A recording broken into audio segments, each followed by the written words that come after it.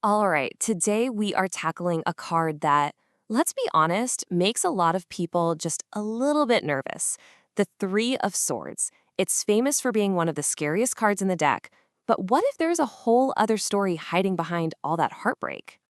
And I mean, you can see why, right? The image is just so direct. You've got this bright red heart just hanging in the air, pierced by three swords, with a stormy, rainy sky behind it. It's such a raw picture of suffering. And if you get a knot in your stomach just looking at it, trust me, you are not alone.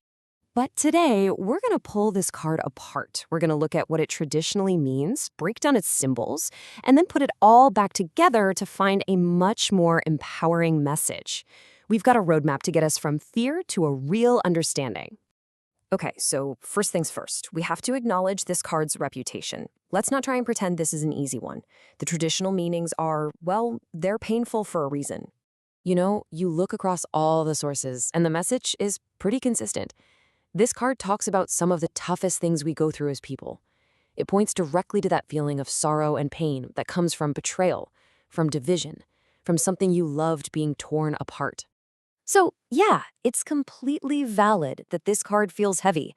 But here's the big question we're going to explore. What if this pain isn't just pointless suffering? What if it's actually serving a crucial purpose on our path to something way better? To really answer that, we have to look at the tools involved. The whole secret to understanding the Three of Swords is to understand its parts, and we're going to start with the suit it belongs to. Now, this is so important. The suit of swords, it's not actually about emotions. It's the suit of the mind. It's linked to the element of air. Think of a really clear, crisp day. It's all about our thoughts, our logic, and most of all, the truth.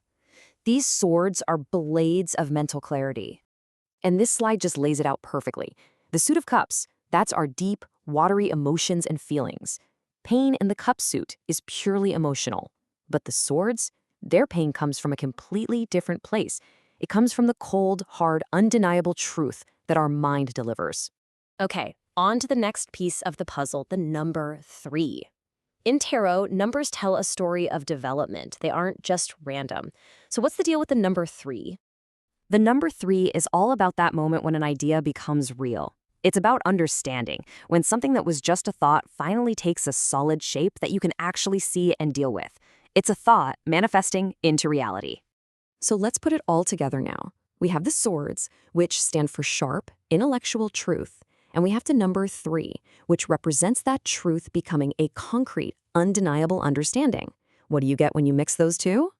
This right here is the whole point. The Three of Swords isn't about random suffering. It's about a very specific kind of pain.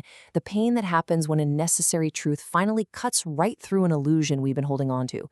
It's that shattering moment of clarity when what we wished was true gets pierced by what is true. And this comparison tells such a powerful story.